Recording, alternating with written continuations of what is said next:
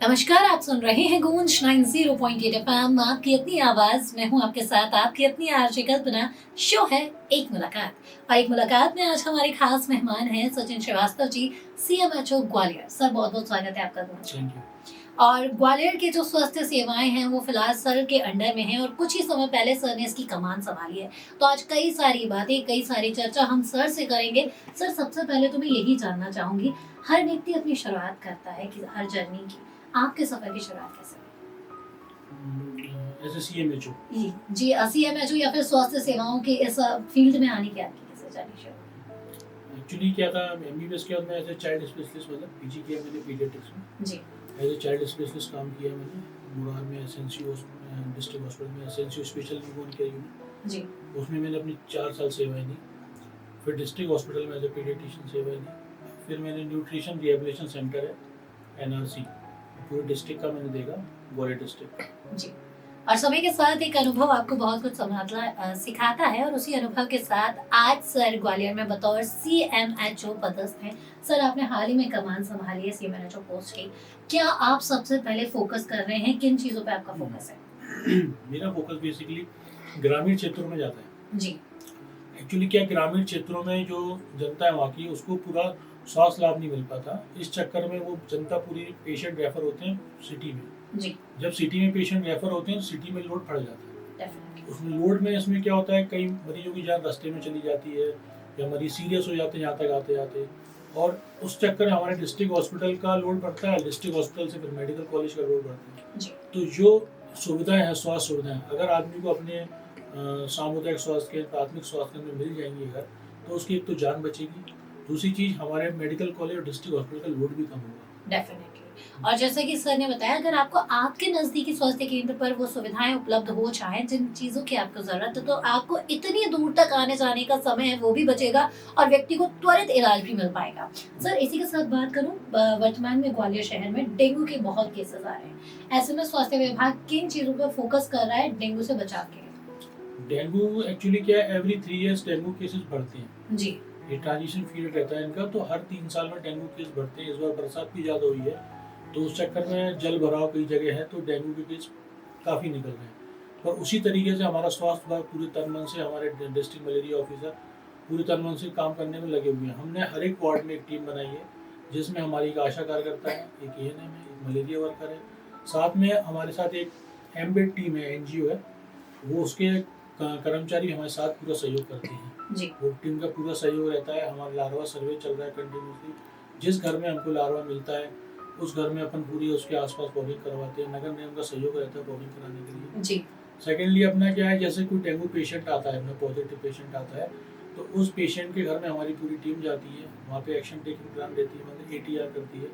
उसके बाद अपने 400 मीटर के एरिया में, 400 मीटर की एरिया में पूरा उसमें मेडिसिन वगैरह पूरा फॉगिंग कराई जाती है, पूरा सर्वे किया जाता है। और जिस घर में डेंगू रहता है, उस घर में अपन पैरामीथ्रिन का दवाई का छिड़काव भी कराते हैं, ट्रेमोफोस का छिड़काव कराते हैं। जी और तो जैसे कि सर ने बताया, बेसिकली स्वास्थ्य विभाग बहुत एक्शन मोड में काम कर रहा है, और नो डाउट जैसे जैसे टाइम चेंज हो रहा है, वैसे वैसे हमने देखा होगा कि दिन ब दिन कई सारे केसेस हैं जो बहुत ही जल्दी कार्रवाई के साथ, जल्दी इलाज के साथ उन्हें कॉप अप कर लिया गया।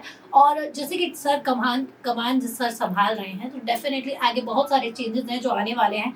स्वास्थ्य विभाग की बात करें या फिर ग्वालियर की बात करें, सर डेंगू पे अभी हमने बात करूं, जच्चा बच्चा स्वस्थ रहेगा तो हमारा आने वाला कल सही रहेगा, जिस पर आप फोकस कर रहे हैं। तो आप एक बार हमारे लिसनर्स को जरूर साझा कीजिए कि क्या आपका पूरा विजन है गर्भवती महिलाओं को लेकर? गर्भवती महिलाओं के लिए मैंने अभी क्या है, ग्रामीण, जैसे मैंने बताया कि ग्रामीण क्षेत्रों में अपनी सुविधाओं को सुदृढ़ करना है। जी तो अभी जैसे कि मैंने मोहना, बेतरवार, डबरा, यहाँ पे अल्ट्रासाउंड की सेवा शुरू करा दी हस्तिनापुर में, जी है ना। तो क्या है, जो अपनी जच्चा रहती है उसका अल्ट्रासाउंड वही हो जाया करेगा। अल्ट्रासाउंड होने के बाद जो अल्ट्रासाउंड करेंगी वो गायनेकोलॉजिस्ट वहाँ पे रहती हैं, तो उनका चेकअप भी हो जाता है। तो जी उनको उस चीज़ के लिए ग्वालियर आने के लिए परेशान नहीं होना पड़ता है। जी दूसरी चीज़ क्या है, जब गायनेकोलॉजिस्ट रहती है तो वहाँ पे प्रॉपर डिलीवरी भी हो जाती है। और अभी मैं प्रयास कर रहा हूँ, शासन से भी प्रयास करूँगा कि वहाँ पे एक पीडियाट्रिशियन की पोस्टिंग और हो जाए। जी कुछ अपने पास स्टाफ कम है, तो पोस्टिंग हो जाएगी तो और अच्छा है। जी।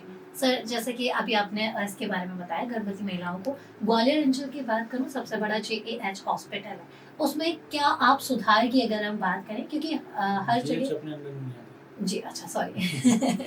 तो स्वास्थ्य सेवाओं की जैसे सर ने बात की, अलग-अलग विभाग में है लेकिन फिर भी सर बतौर कमान सँभाल रहे हैं और मैं यही कहूँगी बदलते टाइम में जिस अनुभव के साथ, जिस आशा के साथ, जिस उम्मीद और ज़िम्मेदारी के साथ आप किसी भी चीज़ की कमान सँभालते हैं, डेफ़िनेटली आप वो करके दिखाते हैं और वो मैंने सर से सीखा है। सर एक और बात करूँगी, आज के युवाओं की, क्योंकि आप एक सीएमएचओ के पोस्ट पर हैं और कहीं न कहीं जब आप एक अच्छी पोस्ट पे होते हैं, दबाव बहुत जल्दी आता है। तो ऐसे में अपने आप को न्यूट्रल कैसे रखें? एक्चुअली अगर आप सही काम कर रहे हैं, जी, तो आपको किसी से डरने की ज़रूरत नहीं है। जी।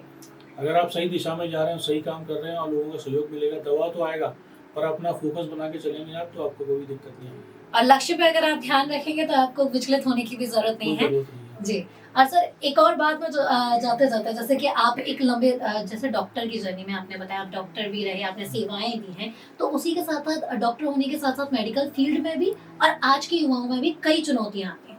चुनौतियों को लेकर क्या कहना चाहेंगे? हर फील्ड में आती है, चाहे कोई पढ़ रहा हो यो या फिर कोई नौकरी कर रहा हो? मेरा कहना ये है कि युवाओं में कभी विचलित नहीं होना चाहिए, अपना माइंड मेकअप रखना चाहिए, एक ही डायरेक्शन में चलना चाहिए। अगर आपने सोचा है कि मुझे डॉक्टर बनना है या इंजीनियर बनना है या कोरियोग्राफर बनना है, जो बन जिसमें आपका इंटरेस्ट हो वो काम करना चाहिए और उसी फील्ड में काम करना चाहिए आपको बस। विचलित नहीं होना चाहिए कि आपको 4 लोग भड़काने वाले हैं, अरे इस लाइन में कुछ नहीं है, आपको कुछ नहीं है, फ्यूचर नहीं है, नहीं। अगर आपका इंटरेस्ट है और आप मेहनत कर रहे हो, तो डेफिनिटली अपना फ्यूचर आप खुद ही बना लोगे। बिल्कुल और कुछ तो लोग कहेंगे लोगों का काम है कहना, थकना हारना नहीं है, सोच समझ कर चलिए भागती दौड़ती बड़ी जिंदगी में 2 पल ठहर के खुद को दीजिए और यकीनन सही रास्ता आपको जरूर मिलेगा। सर आज हमने आपसे कई सारे मुद्दों को लेकर चर्चा की, ग्वालियर के स्वास्थ्य विभाग के बारे में जाना, आपके बारे में जाना। जाते-जाते ग्वालियर वासियों से क्या कहना चाहेंगे? मेरी अभी तो आप ग्वालियर वालों से एक ही अपील है कि अपने घर में अपने परिवारजनों को, अपने बच्चों को स्वस्थ रखने के लिए घर में जल भराव ना होने दें, डेंगू का लार्वा ना पनपने दें, क्योंकि आप लोगों का सहयोग मिलेगा तभी स्वास्थ्य स्वास्थ्य विभाग भी और अच्छे से काम कर पाएगा। अगर आप लोग सहयोग नहीं करेंगे तो स्वास्थ्य को अकेला कुछ नहीं कर पाएगा। इसलिए आप लोगों से अपील है, विनम्र निवेदन है कि प्लीज़ सहयोग करें। बिल्कुल और शहर हमारा है, जिम्मेदारी हमारी है और डेंगू से मिलकर लड़ेंगे तभी तो इस बीमारी पे जीत पा पाएंगे। सोचिए, विचारिए और आगे आइए क्योंकि बीमारियों से हम सभी को बचना है। Thank you so much sir अपना अमूल्य समय हमें देने के लिए आपका बहुत-बहुत धन्यवाद, बहुत-बहुत आभार। Thank you. सो ग्वालियराइट्स ये था एक मुलाकात में आज का सफर। अगले हफ्ते फिर होगी आपसे मुलाकात एक नए मेहमान के साथ। तब तक कहीं मत जाइए, सुनते रहिए कल्पना के साथ गूंज 90.8 FM, आपकी अपनी आवाज।